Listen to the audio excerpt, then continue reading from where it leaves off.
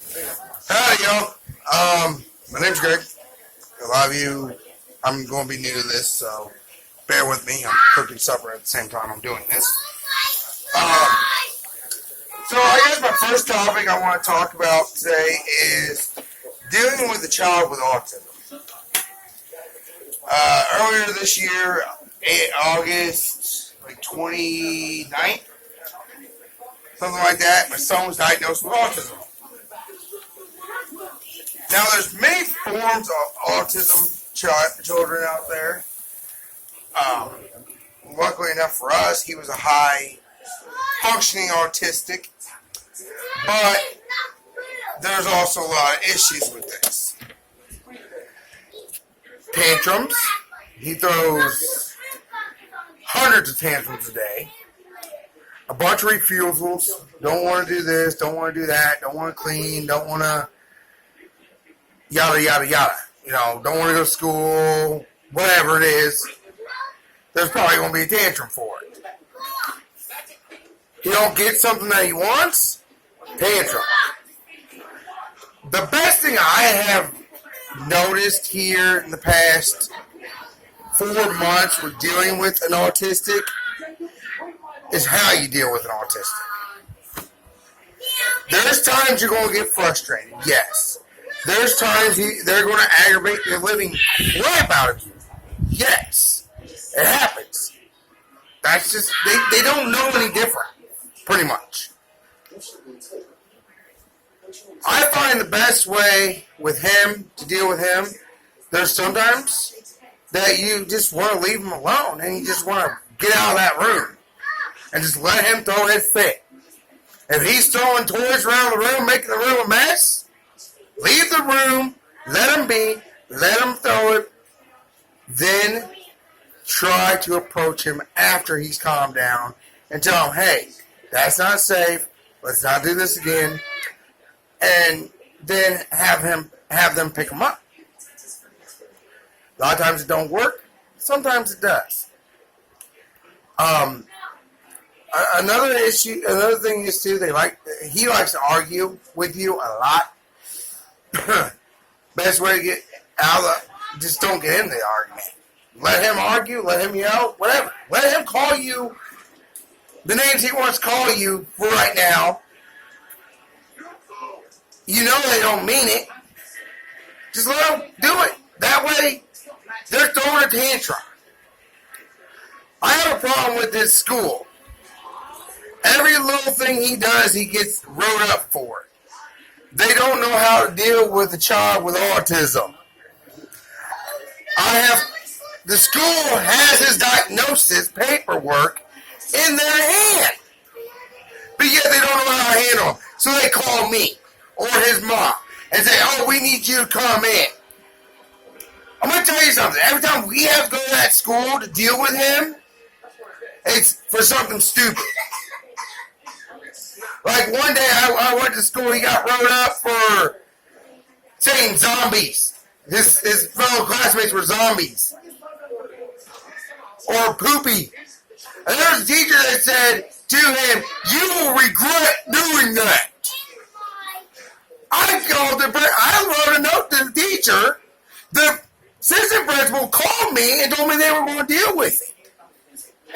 Since they have, but there should be no place for a teacher to threaten a child by saying, you're going to regret saying that. Okay, hey, he's autistic. He's ADHD, he has mood disorder, he has depression. He's only 8 years old. And there's all that. You imagine what this child goes through in his head day in and day out. Half the time medicine works, the other half the time it wears off too quick that it don't work. As a parent with somebody with autism, I'm new to this. I'm still learning ways on dealing with autistic children, with an autistic child. But I can tell you, making empty threats is not ideal. You tell them you don't do this, If you don't do this, I'm going to take your phone away from you. You got 5 minutes to do it.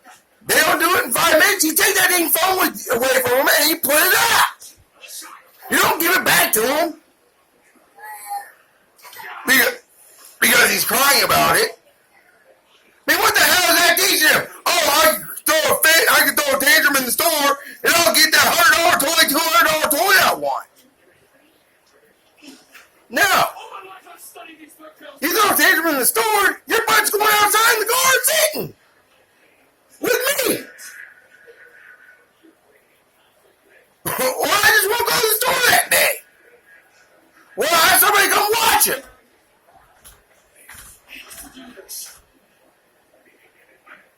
That's how you deal with them. In my eyes, that's how I deal with him, my son. And it's worked. Some days it don't. Yeah. There's days that it don't work. There's days that it works all too well. I mean, it just depends on the day. I mean, they're different minded individuals. And they can be the sweetest, loving people you'll ever meet. But their moods can change at a blink of an eye. And then you don't know what the heck to do. People say, well, if you restrain them, it's illegal. Okay. Let me tell you something. I have talked to numerous agencies about this. I have talked to the doctors. I have talked to actual DCFS people. If you have to physically restrain a child that is presenting to possibly harm himself or harm other people, it is not illegal. There's things out there that you can use.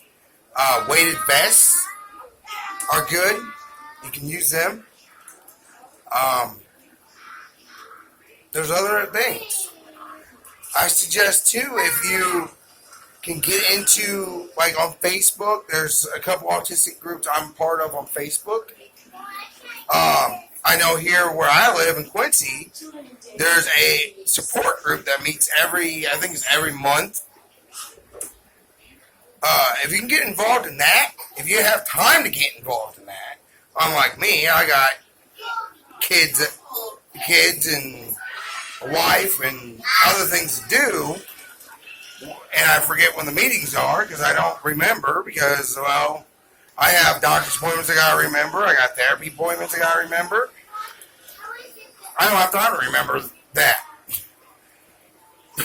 So, but if you do get time, and you're in the Quincy area or wherever you live at, talk to your doctor and see if there's any support groups that might be around in that area that you can join and go to for help.